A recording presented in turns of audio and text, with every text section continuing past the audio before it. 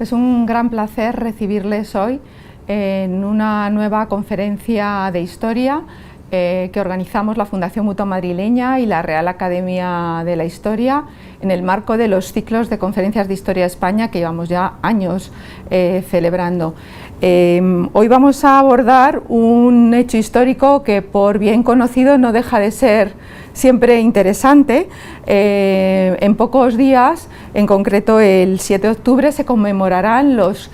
450 años de la Batalla de Lepanto. Sin duda, se ha hablado mucho de este tema, pero en esta ocasión vamos a contar con un ponente excepcional que además le va a dar un enfoque muy interesante y bastante novedoso a este hecho histórico tan relevante, porque va a tratar Lepanto a través de sus protagonistas. Hoy nos acompaña don Hugo O'Donnell y Duque de Estrada, duque de Tetuán, censor de la Real Academia de la Historia. ¿Qué puedo decir? Pues que marino, ilustre historiador, académico, y me van a permitir que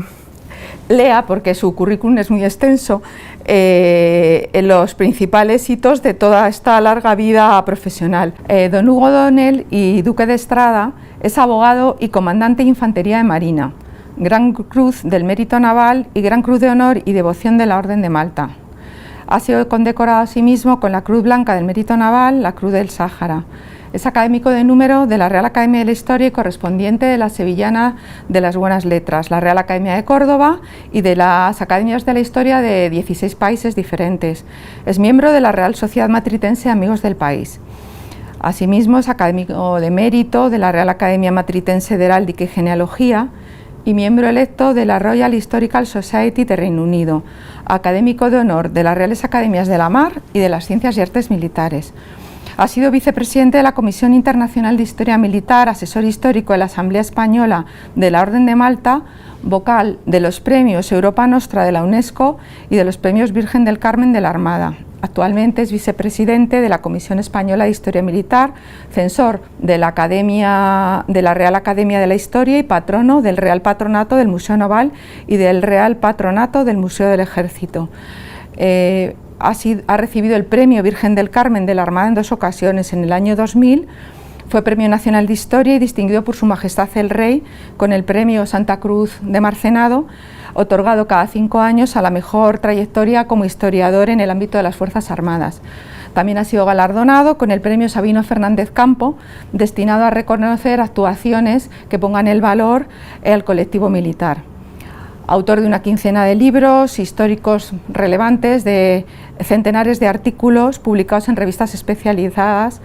Destacamos que ha sido asesor histórico principal de la firma de abogados Covington Burling, que consiguieron al final ganar el litigio para que el pecio de la fragata Mercedes pudiera volver a nuestro país. Es un conferenciante de lujo para la Fundación Mutua Madrileña y para todos ustedes. Así que tenemos el placer de dejarles con don Hugo O'Donnell para que nos hable de los protagonistas, de los principales protagonistas de Lepanto. Buenas tardes o buenos días, señoras y señores, según el momento en que haya preferido contactar con nosotros, circunstancia que agradecemos enormemente. Como ya ha expuesto María Teresa Campos, voy a versar sobre la batalla de Lepanto, esa victoria que en su momento fue la más extraordinaria de la que la humanidad tuviera conocimiento o referencia. Y lo voy a hacer a través de 2 personajes fundamentales, pero a lo largo de mi discurso irán apareciendo otros personajes también de sumo interés sobre los que podré relatar la razón de estar en el teatro de operaciones, también su propio protagonismo y también su incidencia sobre los hechos y sobre el resultado definitivo. En primer lugar, y muy someramente, como para meternos en materia, diremos que sobre esos personajes gravitan las encarnaciones, las soberanías de la época. De un lado, Felipe II, con todos esos potentados que no súbditos de la península italiana, de alguna forma vinculados con la corona de España. Por otra parte, un pontífice especialmente excepcional, especialmente nombrado, diríamos, para la ocasión, que es providencialista, que es de gran influencia, que es Pío V. Y por otra parte, esa potencia, que es Venecia, que todavía sigue siéndolo, sobre todo desde el punto de vista naval, pero estamos en la antepuerta de su crisis, del comienzo de su decadencia. Todos ellos van a formar una coalición, una liga, que una vez más se va a denominar Santa, porque de alguna forma va a constituir una guerra santa y como tal va a tener la indulgencia correspondiente contra el Imperio Otomano, que representa al Islam. Y de otro lado, ese no ya conjunto de asociados, sino ese poder soberano que tiene como ventaja sobre la coalición cristiana, que no tiene que ponerse de acuerdo con nadie y que está encarnado por Selim II. En un momento en que este sultán, que trata de hacer ver también su valía personal, esa difícil herencia de su padre Solimán el Magnífico, que lo fue en muchos aspectos y no solamente en el aspecto bélico, pues trata de llevar la guerra al mar. Y lo hace con un antecedente, pues digamos de tipo diplomático, aunque va a ser en contra de todos los usos diplomáticos del momento. De manera que en febrero de 1570 se presenta ante el dux mocénigo y el resto de la señoría, por parte de su representante, un ultimátum respecto a la isla de Chipre, que es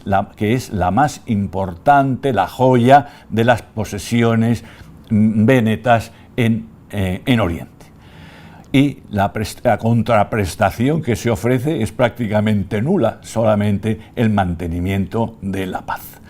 Ante esta situación, pues Venecia se altera, intenta ganar tiempo y mientras tanto se van preparando el ejército y la flota otomanas. A esta conclusión o a esta decisión por parte del sultán, que todavía sigue siendo motivo de discusión por parte de la historiografía actual, se llega por varias circunstancias. En primer lugar, es una oportunidad. Venecia ha sufrido, sobre todo sus hombres de mar y sus soldados, han sufrido y están todavía convalecientes de una terrible peste, y por otra parte, si algún escrúpulo quedaba en el espíritu del sultán para llevar a cabo esta ruptura de relaciones, pues su propio diván, su propio consejo se lo aconseja, y también desde el punto de vista religioso y ético del gran muftí de Istambul también se lo permite y se lo aconseja. Voy a versar, por lo tanto, sobre dos personajes importantes que son los que van a llevar a cabo estas operaciones ordenadas, digamos, por estos superiores y soberanos de sus respectivos países, o de sus respectivas soberanías. Don Juan de Austria, por supuesto, pero también el Capurdan Pasha, que nosotros conocemos como Ali Pasha y que va a ser el cabo principal de la flota musulmana. Y junto a ellos otros personajes, como digo, irán entrando y saliendo, pero que son de la mayor relevancia. Por una parte tenemos a Gianandrea Doria, este personaje, este gran marino, que sin embargo carecerá de la principal de las virtudes, como diría Napoleón, de todo militar y de todo marino, que es el éxito. Es un hombre con muy mala suerte, como se había visto y como se vería. Hablaremos también de ese personaje adusto, que es magnífico representante de esa política diferente que lleva a cabo la soberanía de Venecia, la señoría de Venecia, y que es tan distante de la política española. Veremos también cómo tomará parte en esta disertación alguien que es especialmente atractivo desde el punto de vista novelístico, como se ha resaltado no solamente por los literatos, sino también por los historiadores, desde Cervantes hasta Ferdinand Brodel. Este Ulugh Ali Pasha, que su vida irrepetible ha llamado tanto la atención y que de alguna forma va a salvar el honor del Islam en esta famosa y importante batalla. Empezando por este personaje que, por deferencia y también porque es la invitación, la llamada a esta conferencia, este personaje que nosotros conocemos como Ali Pasha de una manera bastante resumida, de una manera bastante injusta. Decir Ali Pasha es como decir coloquialmente el almirante Ali, sin más. Este personaje que vemos, que hemos querido tomar para nuestras invitaciones, copiando ese bastante conocido boceto o impreso que circuló prácticamente inmediatamente después de la batalla por las ciudades alemanas, un boceto periodístico y también propagandístico, en el cual se le representa, parece ser, con bastante fidelidad, vestido completamente de gran gala, con ese taftán bordado que solían regalar los sultanes a sus personajes más beneméritos, con ese tocado de ese turbante y también de ese plumero, que sin embargo no llegaría a usar en la batalla, puesto, como es bien sabido, uno de los trofeos principales del botín de guerra fue la celada o el yelmo, que aún se conserva en nuestra armería nacional. Y detrás de él su triste devenir, su trágico sino, con la misma cabeza, idéntica cabeza de la gloria, cortada y expuesta sobre la pica de un soldado español. Digo que Ali Pasha es realmente Musaydin Ali Pasha entre los suyos, porque es costumbre en el Imperio Otomano que las personas en general, sean conocidas por aquellos nombres, junto con su nombre de pila, diremos ahora, que revelan una característica personal o de su trayectoria. Musaydin hace referencia al muezín, al gritador de una mezquita, al almuédano de una mezquita. Muezín fue su padre, conocido muezín, y muezín sería él. De hecho, este empleo sería el primer peldaño que le serviría para alcanzar la gran posición que llegaría a alcanzar. Era un hombre dotado de una hermosísima voz, como reflejan todas las referencias de la época, y también de una gran prestancia personal, hombre joven, incluso llegaría joven a la batalla de Lepanto, musculoso, y también de una fuerte personalidad, que rápidamente se hace famoso en Istambul hasta el punto que la gente, y concretamente o especialmente los habitantes de Topkapi Saray, del Palacio Imperial, y de su serrallo, esperan con ansiedad cada día del momento, 5 veces al día, en que, como prescribe la norma islámica, debe subir al alminar a invitar a los creyentes a la oración. Este hombre rápidamente ingresa en el círculo íntimo del sultán, puesto que es también un certero arquero, y el sultán por lo menos pretende también serlo. Y una vez en este círculo, pues llega incluso a dársele la mano del propio sultán, lo cual no quiere decir tanto, porque hijas tenía muchas Selim II. Una vez en este círculo, y como era habitual, se le procura catar, probar y promocionar. Se trata de comprobar si tiene cualidades suficientes para detentar una alta posición, bien sea en la administración, bien sea en la milicia o bien sea en la misma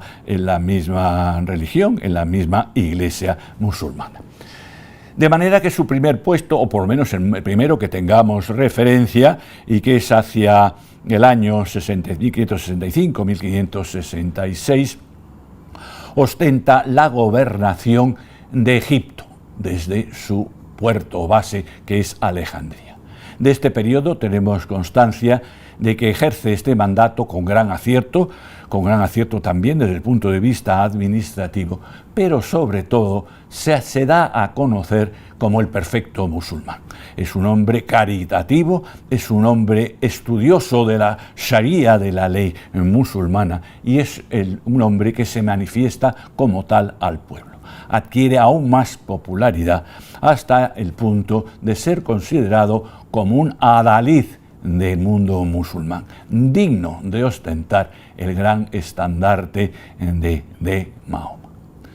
Cuando se produce el ostracismo o el cambio de actividad del gran almirante del momento, me estoy remitiendo a los años últimos de Solimán el Magnífico, que es Piali Pasha, porque no ha estado a la altura en ese gran proyecto del sultán de conquistar la isla de los caballeros, la isla de Malta, pues se produce la vacante, no ya en el puesto de Pasha, en el puesto de almirante, sino en el puesto de almirante de almirantes, Kapurdan Pasha.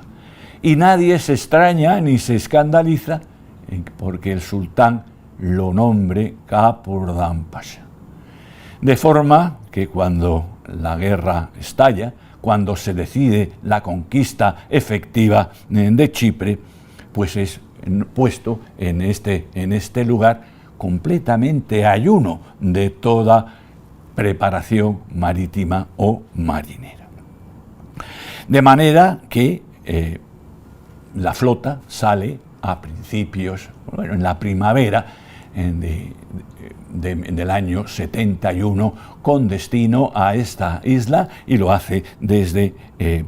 Cárdiga Limani, que es el famosísimo puerto y también astillero y también carenero de las galeras del sultán. Y lo hace con destino a Chipre para cubrir el desembarco en la isla de Chipre, que va a empezar por tomar Nicosía y luego acabar tomando la última fortaleza marítima de la isla en una campaña muy sangrienta, el puerto de Famagusta. Su misión no solamente es esta, sino dirigirse hacia Occidente con una doble misión, la visión habitual de toda flota otomana, que es la de que esa campaña resulte lucrativa, es decir, asaltar, desolar, conseguir esclavos en toda esa Ionia Veneta, todas esas posesiones de la soberana República, serenísima República que tiene en Venecia en el mar Jónico. Y principalmente tal vez la de, situado en un puesto especialmente estratégico, intentar de interceptar cualquier ayuda marítima que puedan recibir los chipriotas desde o bien por parte de la Liga Cristiana, que todavía se desconoce si va a tener éxito o no desde el punto de vista diplomático, o de cualquiera de las potencias cristianas. Ocurre entonces que se dedica a esta labor depredatoria,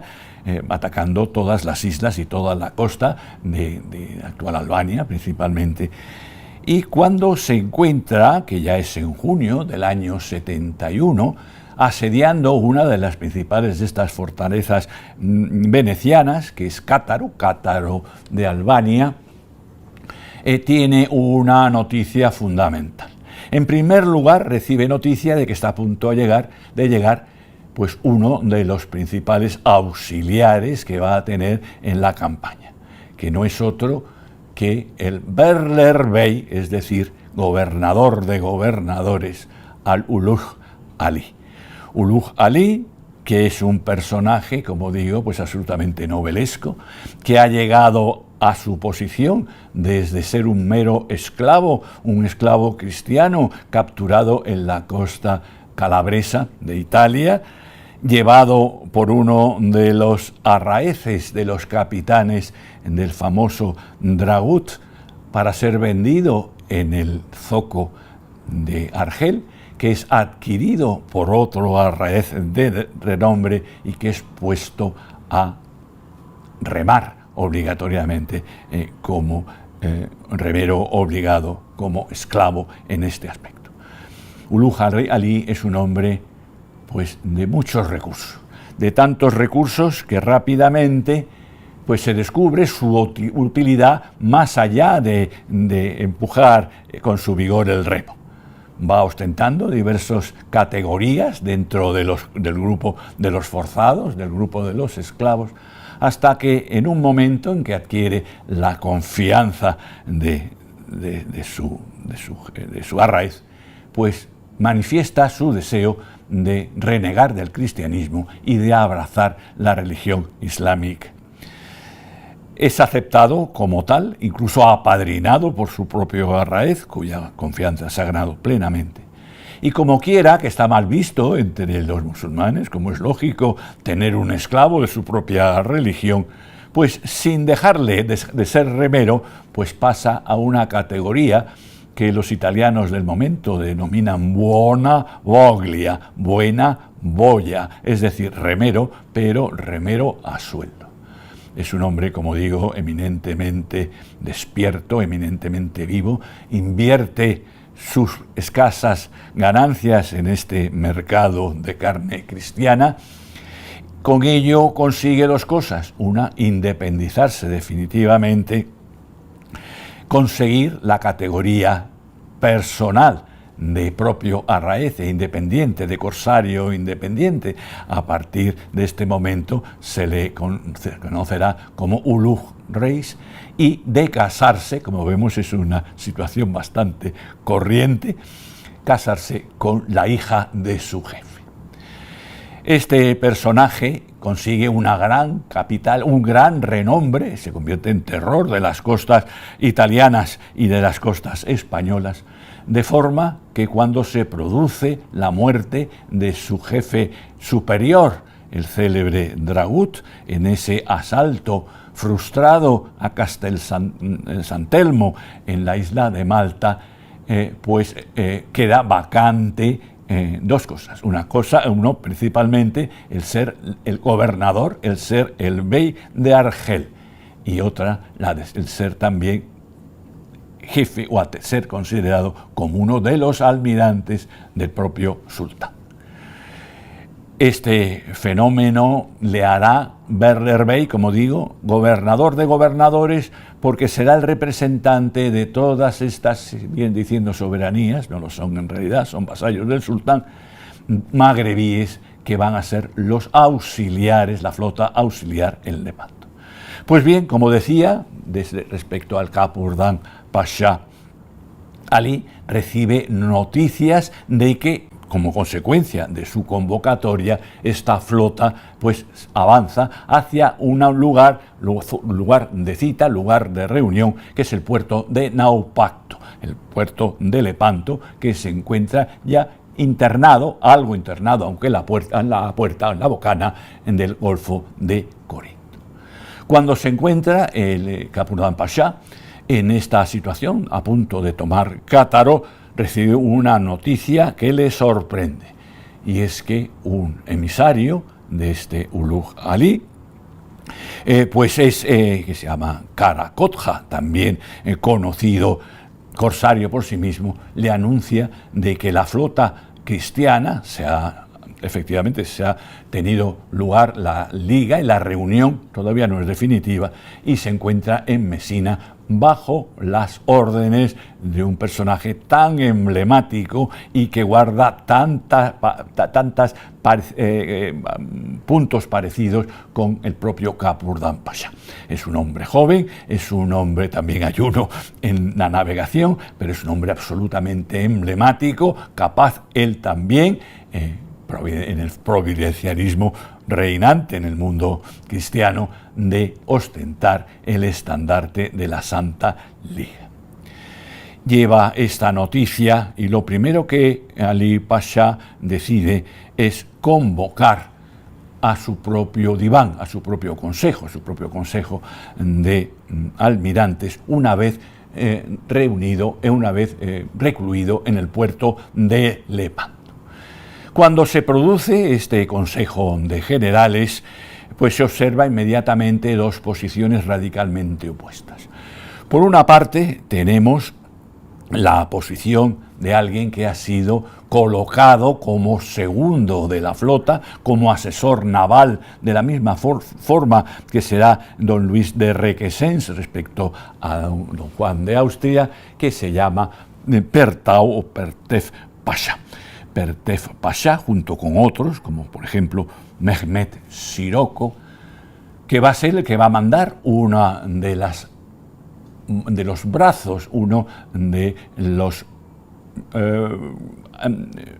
las dos posiciones laterales de la formación musulmana, y cuyo nombre pues ya es significativo de su gran capacidad marinera. Va a ir como Bajá, como Aga, mejor dicho, de los genízaros, que es, como ustedes saben, la fuerza veterana de la infantería embarcada, y cuyo nombre ya es suficientemente significativo, porque es un nombre por el cual se le conoce en Occidente. Su nombre verdadero es Suluk Ahmet. Pues tanto Pertau Pasha como Mehmet Siroko son claros partidarios de que, como la estación está ya muy avanzada y estamos ya prácticamente en septiembre del año 71 y prácticamente al comienzo del otoño, no hay galera de guerra que se sostenga en el Mediterráneo, pues permanecer cerrados en el puerto de Naupacto, que es un puerto perfectamente defendible, en espera de que don Juan de Austria decida volver con las manos vacías, con todo lo que supondría eso en detrimento de la moral del bando cristiano. Sin embargo, en este consejo se manifiestan los jóvenes impetuosos, y entre otros el más característico tal vez de ellos, que es nada menos que el hijo de Barbarroja. Es Hassan Bajá. En realidad, esta expresión de la juventud viene a coincidir con el propio deseo de Ali Pasha. Ali Pasha es un hombre joven y, como sucede con don Juan de Austria, desea lucir las ocasiones. No quiere simplemente limitarse a ser un victorioso pasivo, sino quiere cumplir. Y tiene en este consejo a dos razones fundamentales para actuar de esta manera, que son sus dos hijos jovencísimos. Su hijo mayor, Ahmed Bajá, y su hijo menor, Mohamed o Mehmet Bajá. De manera que en último momento saca el as en la manga que tiene de la orden del firmán del propio sultán, que esperaba utilizar en el último momento, en el caso de que todo fuera oposición. En ese firmán, en el cual está escrito con letras de oro que solo se puede permitir el sultán como intérprete de la Sharia, y como nos relata Ambrosio de Morales, que es muy fidedigno en todo lo que cuenta, la orden era de: enfréntate a la flota cristiana, destrúyela como orden, lo cual es bastante curioso. Destrúyela, vuelve sobre Cátaro, conquístalo, y entonces sí te podrás internar en Naupacto para invernar y recibir nuevas órdenes. De manera que se prepara para ello. Y nos encontramos en un momento en que los preparativos también incluyen el plan de batalla, el despliegue, las medidas que se han de tomar. Y resulta que Ulugh Ali, en el momento en que llega, naturalmente es requerido también a dar su opinión. Y su opinión es absolutamente despreciada en todos los aspectos por Ali Pasha, que se considera muy superior por su origen, digamos, de pata negra, por su condición de almirante de la flota imperial, no de una flota aneja, de una flota auxiliar, de una flota más o menos de renegados. Ulugh Ali aportará unas ideas estupendas que, como digo, no serán tenidas en cuenta. En primer lugar, advertirá que, si bien es cierto que la flota otomana es mucho mayor en número de unidades, lo cual le podrá permitir intentar el envolvimiento de la flota cristiana, pues sin embargo hay que tener en cuenta que muchas de las galeras cristianas son de las que nosotros consideramos o venimos denominando ponentinas, es decir, mucho más fuertes que esas galeras ligeras o esas galeotas que en realidad tienen grandes cualidades marineras, pero no tienen el potencial que tienen las cristianas. Por otra parte, señala el peligro que representan esas 6 grandes galeazas venecianas que no van a tener, cuyo poder se desconoce bastante todavía en el Mediterráneo, porque van a adoptar una actitud pasiva, pero que de 2 en 2, por delante a una milla a vanguardia de cada cuerpo desplegado, van a tener una misión fundamental porque tienen una gran artillería por los costados, que es la de deshacer la formación otomana, crear un caos en esa línea que debe ir avanzando desde Oriente hasta Occidente. Y no solo eso, sino que va a dañar seriamente a todas las galeras otomanas que pasen por su lado, por su costado. Otro de los consejos que da: suprima toda signo de ostentación en su propia galera. Suprima esos 3 preciosos fanales de popa que demuestran su gran autoridad. Y esto me recuerda de alguna forma ese dicho de la época, también válido para el lado cristiano, que define la función de esos fanales, de esas linternas de popa, pues el cargo lo adelanta 3 fanales, 2 fanales la almiranta, la segunda en el mando, y 3 la capitana. Ali Pasha se niega en rotundo a aceptar estos consejos y lo va a pagar con su propia cabeza. Ulugh Ali se retira a su misión, ofendido, a su misión que no es otra que la de cubrir el flanco izquierdo. Ali Pasha no se quiebra la cabeza respecto a la formación con que ha de recibir a los cristianos, de cuya noticia, de cuya presencia en el canal de Cefalonia recibe el día 4 de octubre, 3 días antes del encuentro definitivo. Esa información viene acompañada de algo que le anima mucho más. De la misma forma que había ocurrido con la prospección de Kara Kodja, en situaciones también muy novelescas que desgraciadamente el tiempo concedido no me va a permitir relatar, pues un nuevo avistamiento de la flota cristiana da una información errónea, puesto que reduce notablemente el número de galeras cristianas al no poder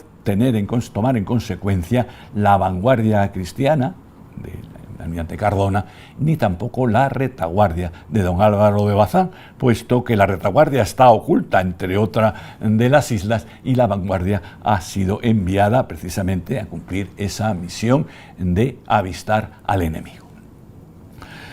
De manera que la formación a partir de ese momento en que recibe esta información, decide salir de Lepanto y adoptar la formación de combate, el despliegue definitivo, y dando como misión principal a los flancos, el flanco, digamos, norte y el flanco sur. En realidad es una división eminentemente militar de la época, situarse el general, en este caso el almirante, con el cuerpo principal, que se denomina batalla en el centro, y desplegar a derecha e izquierda los flancos respectivos con una retaguardia, que se denomina también socorro, en este caso mandado por Ahmed Baja, el hijo de Dragut. Pienso que bastante tuvo que ver este personaje, Ahmed Baja, en la animadversión que desde el primer momento se observa respecto al gran almirante Ali, respecto a Ulugh Ali. En realidad estamos hablando del hijo de Dragut, que fue el que al que pretendía suceder a su padre en ese mandato de Argel. Este despliegue, y es bien conocido, en este despliegue la parte norte, el ala derecha o el flanco derecho, corresponde a su primer asesor, que es este Pertau Baja.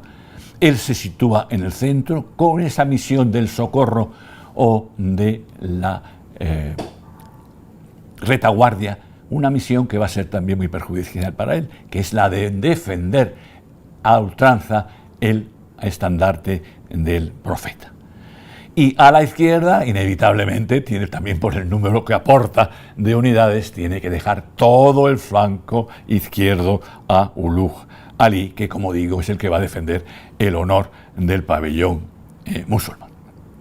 Sabemos, tenemos conocimiento, o presumimos que lo tenemos, de cómo se desenvuelve la batalla, cómo el flanco norte es el primero en tomar contacto con el flanco izquierdo cristiano, mandado por un veneciano célebre que perecerá en la batalla de la misma forma que lo hará Pertau Pasha,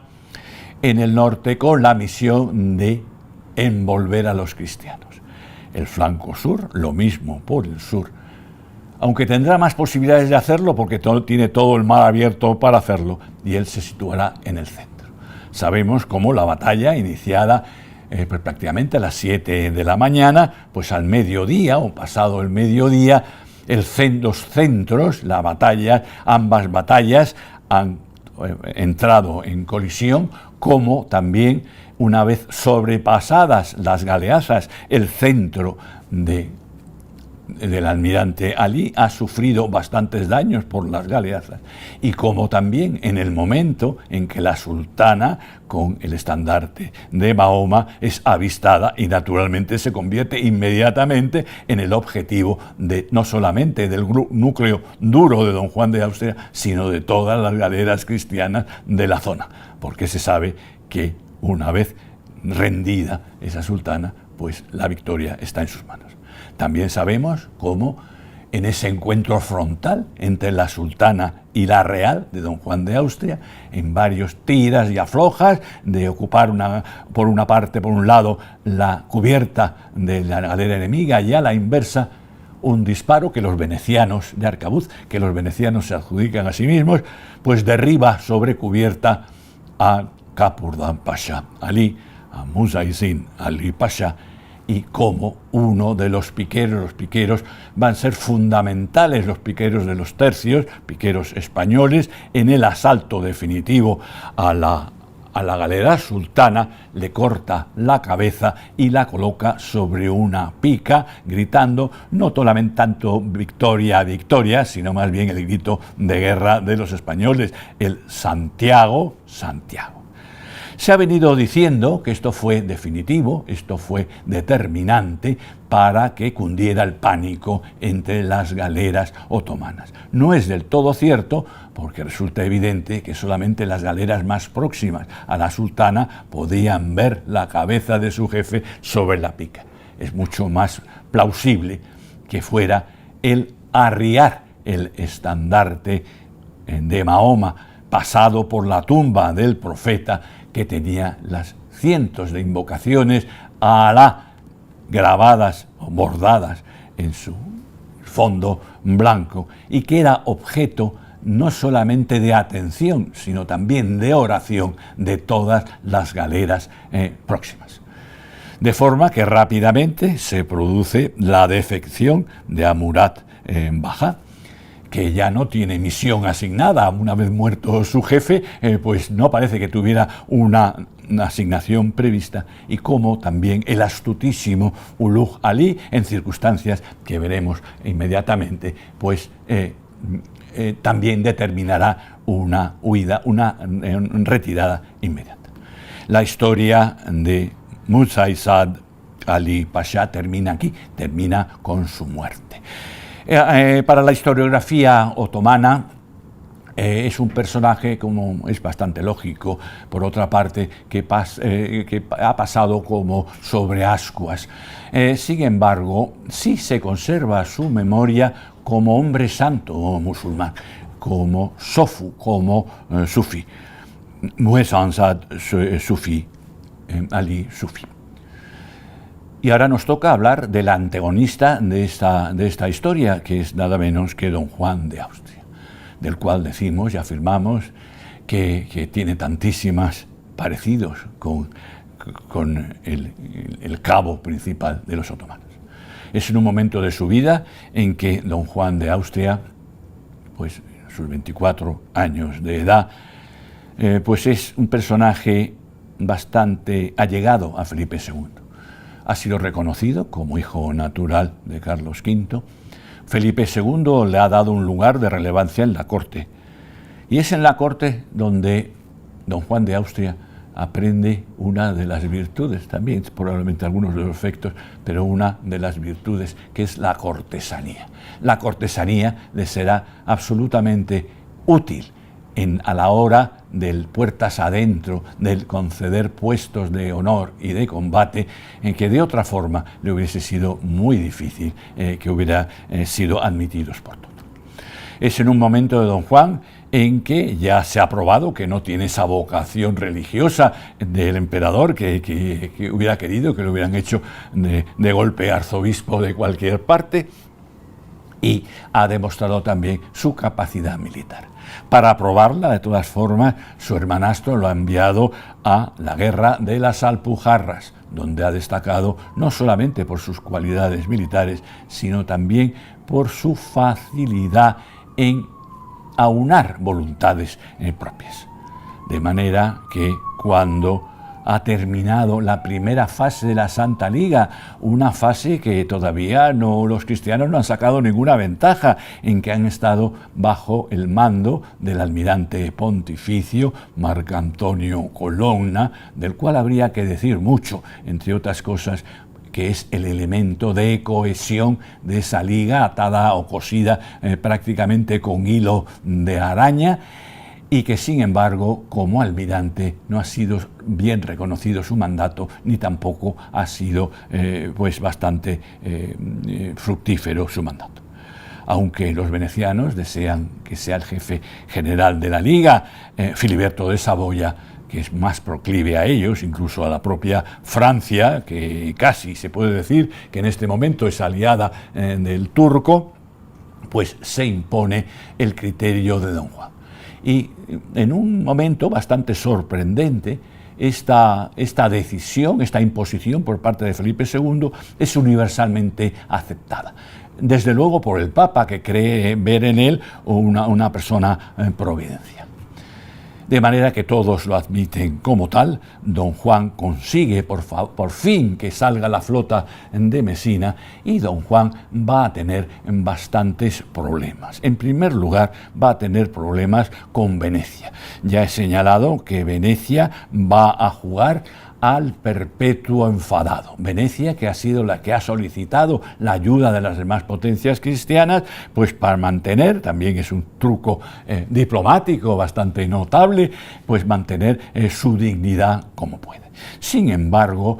pues va a intentar socavar por una parte la autoridad de don Juan de Austria para imponer la propia, y se va a encontrar con un personaje que es este don Juan de Austria, que evidentemente hoy diríamos orgulloso, yo creo que más justo decir consciente de su propio destino y consciente también de su propia autoridad y de su propia raigambre, va a acabar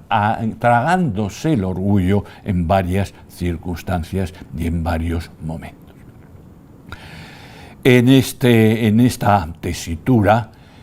cuando don Juan es nombrado generalísimo, diríamos, de la flota cristiana, y está orgulloso de serlo, sin embargo, conforme se le van poniendo algunos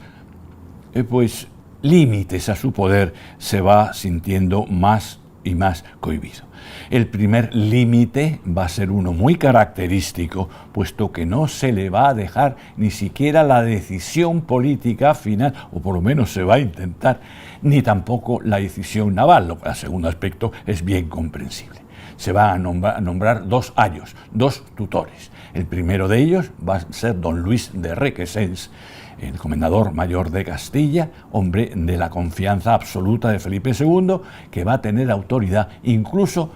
de leer su propia correspondencia privada. Y por otra parte, va a ser el gran artífice de todo el despliegue naval y de la táctica, y no solo de la táctica, sino de ese momento en que no solo de la estrategia, sino de ese momento que la estrategia se convierte ya en táctica práctica, que es Gian Andrea Doria. Gian Andrea Doria, de quien ya hemos dicho que tenía la cualidad más exigible, sin embargo, pues carente de ella, que es la de ser un almirante afortunado. Gian Andrea Doria es nombrado por Felipe II jefe de todas las escuadras a su mando, es decir, tanto de la escuadra de las galeras de España como de las galeras de Nápoles y de las galeras de Sicilia. Y llega a la batalla de Lepanto con un bagaje o con unos antecedentes pues bastante negativos. Es un hombre que cuando se ha hecho pues el heredero intelectual y también de todos los bienes y de esa condota de mar, en ese contrata, en ese asiento, en ese alquiler que tenía su tío abuelo respecto a España de alquilarle sus propias galeras, pues es un hombre que en cuanto las recibe, las estrella contra los farallones de Córcega. Es un momento en que definitivamente no está todavía muy avezado, pero todavía un momento todavía más decisivo es cuando en el año 60, en esa terrible expedición a los Gérmenes, pues deja perder la escuadra y él se justifica con lo que ya ha pasado la historia con como un bel fuggire, un huir salvando el honor, cosa que es bastante discutible. Por otra parte, también en esos antecedentes, en ese primer momento antes de que se produzca el mandato de don Juan de Austria, pues tampoco ha destacado como almirante principal de Colón. Entonces la pregunta que nos hacemos es por qué Felipe II le nombra este cargo tan importante que luego se va a ver un poco disminuido, porque de mandar a todas las escuadras de España va a mandar solamente el flanco derecho de la cristiana en general. Felipe II tiene razones de peso. Ya he señalado cómo es el heredero intelectual y también material del gran Andrea Doria, el almirante del emperador. Pero no solamente es esto, sino es también el enlace con la República de Génova. En la República de Génova hay 2 tendencias, pro-española y pro-francesa, y Doria será el encargado de mantener vivo durante más de un siglo, no lo que queda de vida y más allá, por su influencia, esa dependencia política también del Reino de España. Hay diversos argumentos. También es que va a aportar sus propias galeras. En este caso no la banda habitual, que son de 10 galeras, sino solamente de 3. Pero va a atraer a todos esos personajes de la máxima importancia, personajes que son genoveses, como pueden ser todas esas familias relacionadas, como pueden ser los Centurioni, o como puede ser los Tursi, o como puede ser los Grimaldi. Tiene también un argumento de peso, él es absolutamente fiel, va a ser absolutamente fiel incluso contra las aspiraciones de don Juan, que quiere también, igual que Ali Pasha, lucir, que quiere que se produzca el enfrentamiento, que quiere que ese enfrentamiento sea donde quiera que esté la armada turca. Y esto se va a ver claramente en los sucesivos consejos de guerra. Y don Juan de Austria va a ser lo suficientemente inteligente como para no oponerse a la voluntad de Felipe II. La voluntad de Felipe II es conseguir que no se vaya a defender Chipre, que le importa muy poco. En realidad Venecia es por lo menos un rival, sino un enemigo declarado. sino le interesa que toda esa fuerza, incluida la fuerza veneciana, se emplee contra el norte de África, se emplee contra el Magreb, en el cual pues, su padre, el emperador, pues, no ha salido demasiado bien parado. De manera que lo que hará también es simular este enfrentamiento, por una parte de los venecianos y por otra parte de los dos asesores, tanto Requesens como Doria, para imponer su propio criterio y teniendo una gran coartada. No queremos que Venecia se separe de la Liga. Y entonces, después de dicho esto, es el momento de resaltar una figura maltratada de Juan o Gianandrea Doria. Gianandrea Doria, que ya hemos justificado su presencia allí con todos estos argumentos, al cual se podría añadir que es un hombre muy rico, que tiene un principado de Melfi sobre el cual puede caer Felipe II, porque es en su reino de Nápoles, en el caso de que salga Rana, pues va a tener una parte en la batalla de una manera brillantísima. No en la actuación, en el despliegue, que se va a tener que enfrentar a Ulugh Ali en inferioridad de condiciones personales, sino porque va a ser el gran diseñador del despliegue cristiano. Va efectivamente a llevar a cabo un despliegue parecido al musulmán, pero en el cual la reserva de don Álvaro de Bazán va a tener una misión muchísimo más característica y definitiva, que es la de socorrer cualquier lugar del despliegue en el momento oportuno y preferentemente consecuentemente, de manera que disponga de una reserva de reservas que va a ser determinante de la batalla.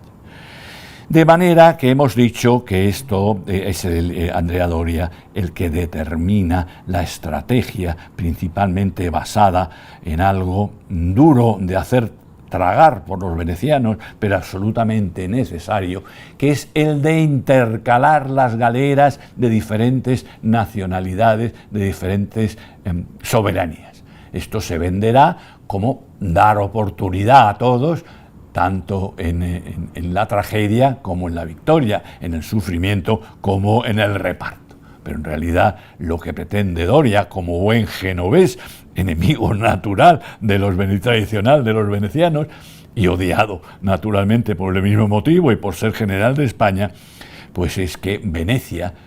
un último mandato antes de la batalla llegado de la señoría, pues determine que se separen de la batalla, o que sea el propio y adusto Veniero el que decida separarse de la batalla. Esto será un motivo más de enfado de Veniero, quien, en una circunstancia muy próxima a la batalla de Lepanto y con motivo de que se toma otra medida que también le ofende, aunque ambas fueron absolutamente necesarias, que es la de rehinchir, la de cubrir las vacantes producidas sobre todo por la peste a la cual hemos hecho referencia entre la soldadesca veneciana. Esas vacantes se suplan con soldados. Se tiene bastante cuidado en que no sean soldados españoles, soldados del rey de España, pero soldados pues, de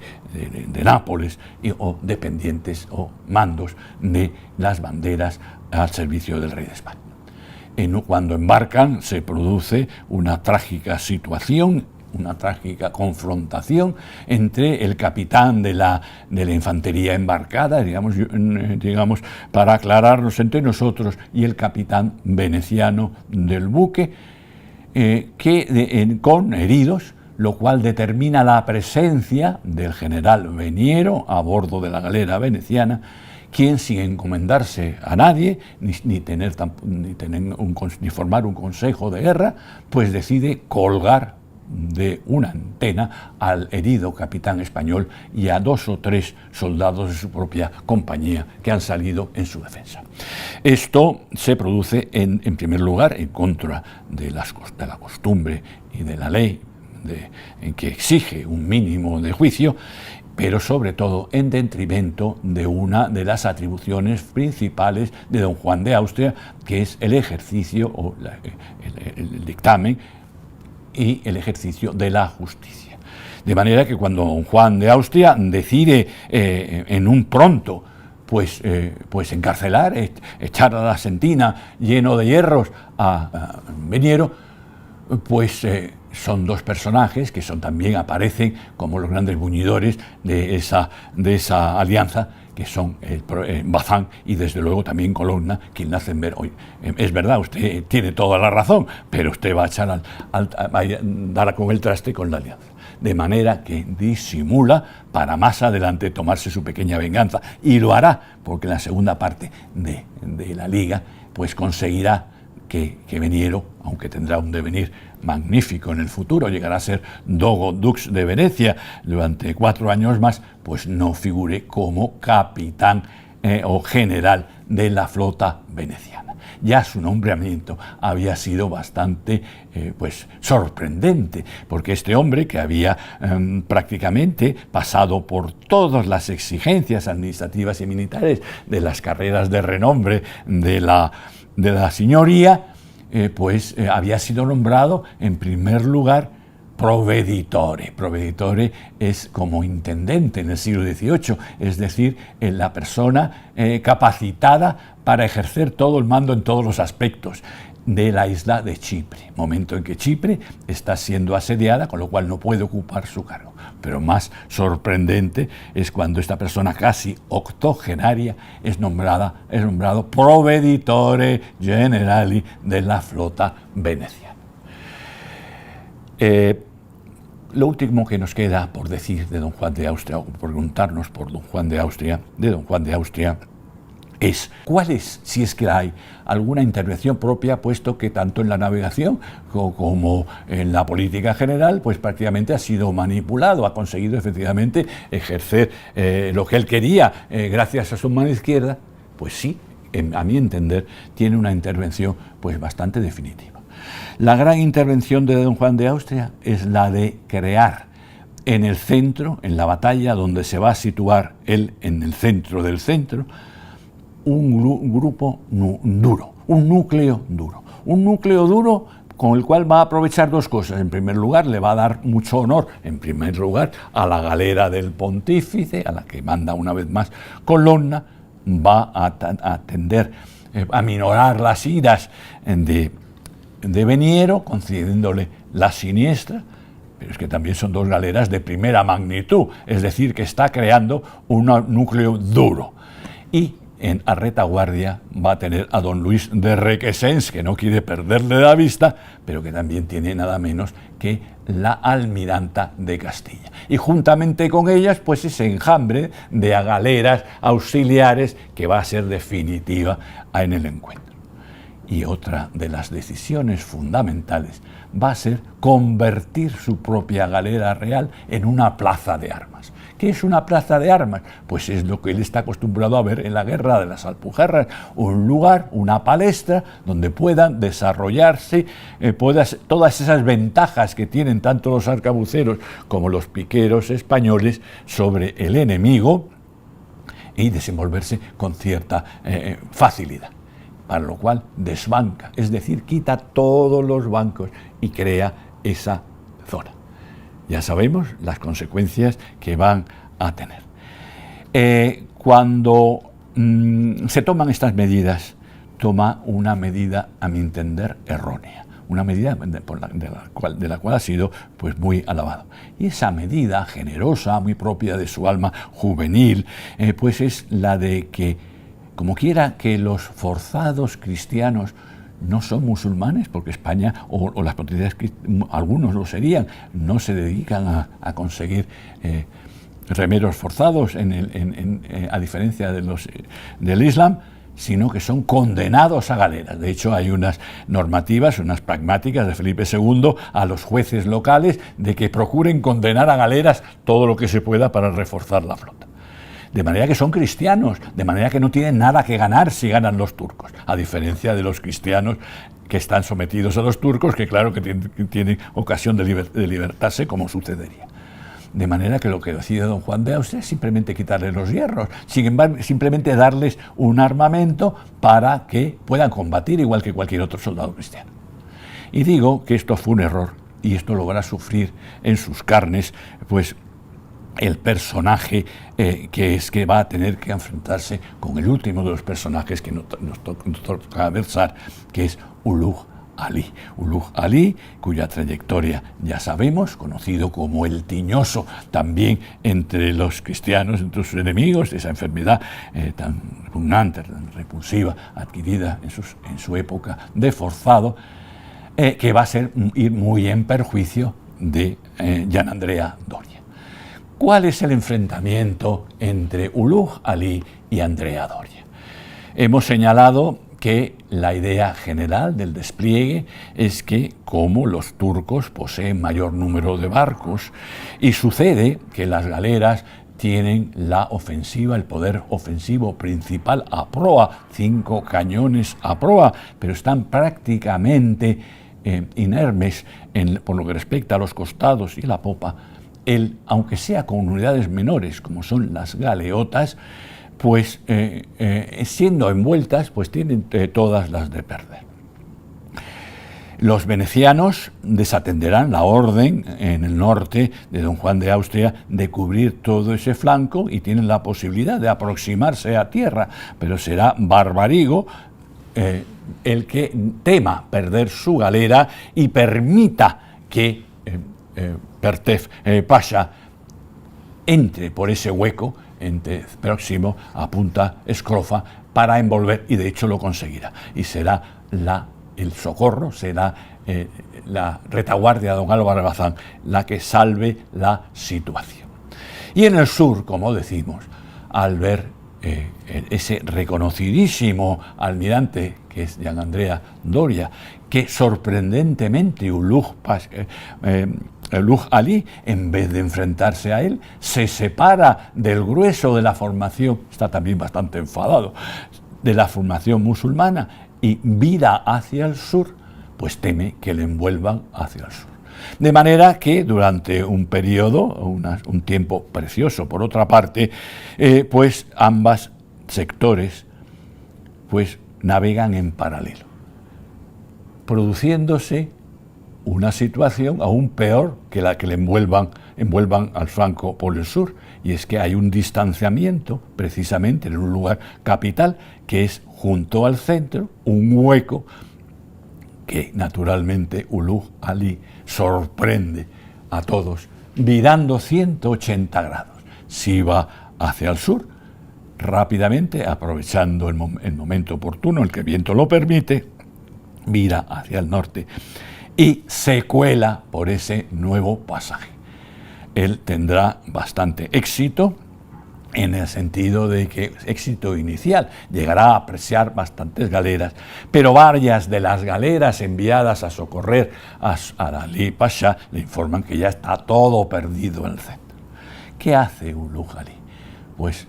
el astutísimo Ulugh Ali lo que hace, ya poco hay que hacer, pica estachas, renuncia a todas esas galeras que ya ha apresado a costa de Gianandrea Doria, que no ha podido utilizar sus remeros por las circunstancias que he señalado, y se dedica a intentar volver a Constantinopla, no con las manos vacías, lo cual le hubiese costado la cabeza. De manera que lo que hace es apresar en primer lugar un buque emblemático, que está inmediatamente, también pertenece ya al núcleo duro, y es la galera magistral de Giustiniani, el caballero de Malta, que también tendrá que abandonar porque ya Doria se ha recuperado e intenta perseguirle, pero se lleva una gran presea, que es presea honorífica, que es el estandarte de los caballeros de San Juan. No solamente conseguirá eso, sino que conseguirá reagrupar muchas de esas galeras que han salido huyendo, aquellas galeras de la retaguardia, aquellas galeras también del flanco norte de Pertev, que ya tratan de huir, y muchas de ellas pues se embarrancarán en la isla de Oxia, pues reunirlas y presentarse en Constantinopla como un vencedor. De forma que, sorprendentemente, aprovechando de que es el primero en dar la noticia, pues aparece en el Cuerno de Oro, pues tocando chirimías, disparando salvas de ordenanza y entrando como un vencedor en Constantinopla, en Estambul. todo acaba sabiéndose, pero a Selim II le interesa quitarle hierro a esa enorme derrota que ha sufrido y procurar mostrar un empate o por lo menos un lucimiento por parte de Ulugh Ali. El astutísimo Ulugh Ali conseguirá hacerse también con Túnez, con el reino de Túnez, y pasará a ser el Kapurdan Pasha más longevo de toda la historia de la Marina otomana. De don Juan de Austria todos sabemos cómo vuelve a Mesina y llevará, bueno, no triunfará, las consecuencias de la Santa Liga no perdurarán prácticamente con la muerte de Pío V. Benedicto XIII no conseguirá mantener la Santa Liga y él será enviado a Flandes, a ese alavispero de Flandes, donde morirá poco tiempo después, de manera que de don Juan se puede decir lo que se diría de tantos soldados españoles enviados a Francia, a Flandes: España mi natura, Italia mi ventura, Flandes mi sepultura. Y solamente puntualizar respecto a Andrea Doria, que él tratará de descargarse de la responsabilidad de su poco exitoso movimiento táctico, pues alegando que no se podía haber hecho la cosa. Pienso que tenía razón, y también se lo reconoció Felipe II y también Felipe III, de manera que pasaría a ser el sustituto de don Juan de Austria como capitán general de la mar. Yo creo que la frase que podría resumir